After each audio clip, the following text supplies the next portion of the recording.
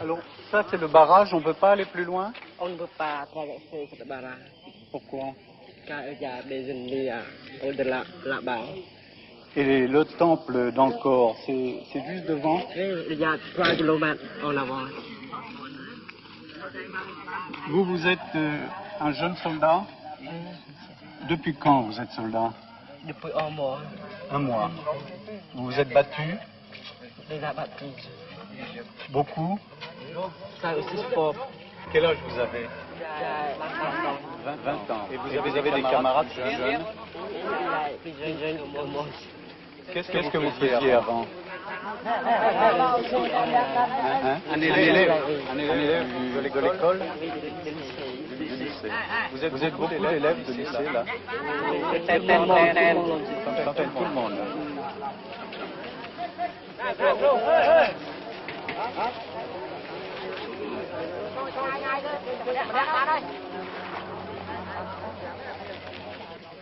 Là, nous trouvons de nouveau un léger barrage. Ce sont encore des jeunes gens. Et au-delà, après, il doit y avoir la conservation où Bernard Grelier, avec deux de ses assistants, sont isolés depuis maintenant 2 semaines.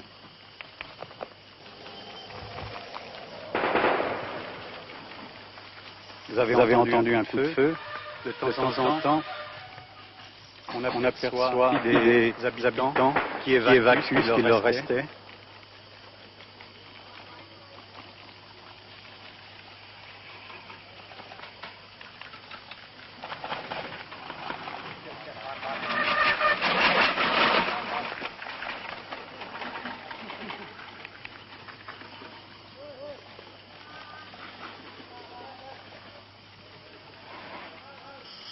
Voilà. Après une route déserte, tout d'un coup, les deux drapeaux français, c'est l'école française d'Extrême-Orient et la conservation du monument d'Angkor.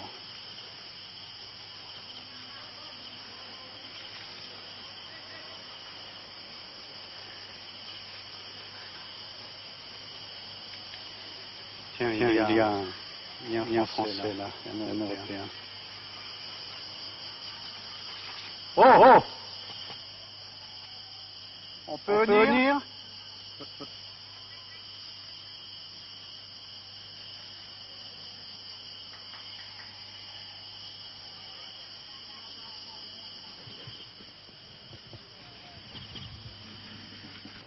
Ça, c'est notre dépôt principal où nous avions systématiquement rentré toutes les statues, tout ce qui restait dans les monuments ou ce qui était découvert au fur et à mesure, d'abord pour les protéger, les restaurer.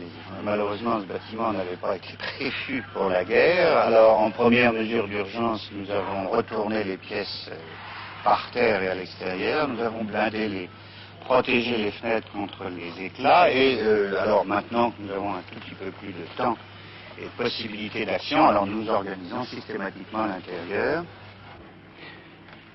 Alors, qu'est-ce que c'est ça? Ça, c'était autrefois. Nous avions ici les collections céramique, bronze et bois. Et dans les premiers jours des accidents militaires, nous n'avons pu faire autre chose que de les coucher de toute urgence, qui donne un peu cette impression de charnier ou d'ossuaire. Alors nous allons maintenant, bien entendu, d'abord emballer les choses les plus précieuses et ensuite protéger les autres. C'est joli, ces mains dressées, on dirait qu'il supplie, là. C'est d'ailleurs, plus exactement, c'est un geste qui nous convient, ou qui nous conviendrait parfaitement si nous avions leur rectitude morale, n'est-ce pas? C'est le geste du Bouddha qui exprime l'absence de crainte. Et on peut espérer, au fond, qu'avec tous ces gestes d'absence de crainte, nous éviterons, justement, que la conservation puis les monuments soient endommagés. Alors il y a quelques pièces très très belles que nous venions de restaurer, justement, qui devaient aller de toute façon au musée national et qui vont s'y retrouver pour être plus tard exposées quand les temps sereins sont revenus. Ça, c'est une admirable chose.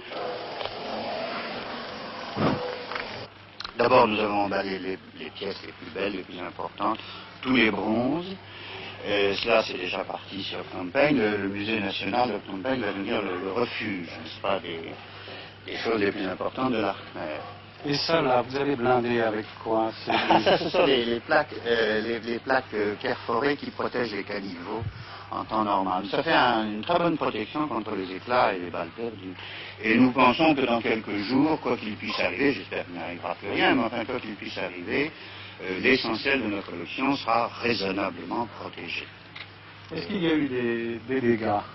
Alors, à l'intérieur de la conservation, par miracle, à peu près rien. Il y a eu un certain nombre d'obus de mortier et de balles qui sont, mais il n'y a rien eu. Il y a même eu un nouveau miracle de la géographie bouddhique, car, vous allez voir là-bas tout à l'heure, nous avions 5 immenses statues de l'Avalokiteshvara, devant lesquelles un obus de mortier est tombé, et alors que le mur derrière a été criblé d'éclats, les statues n'ont rien reçu. Vous verrez un mortier de 60 qui est tombé juste devant, et alors c'est évident parce que le mur a encaissé les éclats, et ces statues assez extraordinaires de l'Avalokiteshvara irradiant, qui sont parmi les plus grandes de la mer. Nous avions rentré récemment avec beaucoup de mal d'ailleurs, car elles étaient à 40 km au nord d'Angkor, et il avait fallu faire une piste spécialement pour les rapporter.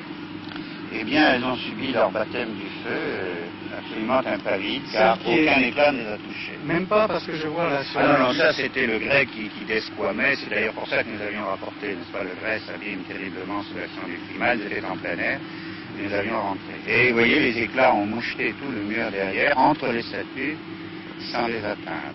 Jusqu'à présent, le pire a été évité, il n'y a pas de destruction. Alors, jusqu'à présent, c'est ça, jusqu'à présent, et pour autant que nous sachions, des monuments d'Angkor sur lesquels nous avons des renseignements précis, directs et clairs, il n'y a pas eu d'accident. Et nous espérons, alors là, vraiment, que ça continuera. Et vous avez peint des drapeaux français sur le sol, et des drapeaux français vous en avez mis à l'entrée. Ah, alors, les drapeaux français, c'est ce que nous avons fait en première urgence, tout à fait au début, nous n'avions à ce moment-là aucune protection, et nous avons appliqué le vieux principe de la Convention de Vienne, c'est-à-dire d'arborer le pavillon national en berne en signal de détresse. Et jusqu'ici, la conservation a été encadrée, et heureusement, qu'est-ce qu'on entend préservée. On entend un coup de feu là.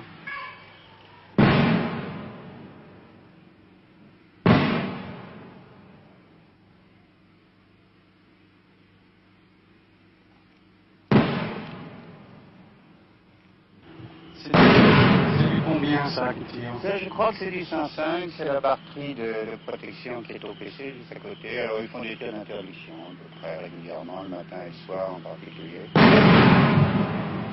Ça claque sec, hein? C'est sec, oui, puis alors nous sommes sous le vent. Mais alors ces obus vont tomber où? Ils vont passer au-dessus là? Ils passent au-dessus de la rivière. Mais ils tombent pas sur les temps. Ah non, ça c'est tout à fait sur l'est de Siem Reap. Ils doivent tirer loin, on n'a pas entendu les arriver, ils peuvent tirer à 10 000 mètres ou 8 000 mètres à peu près.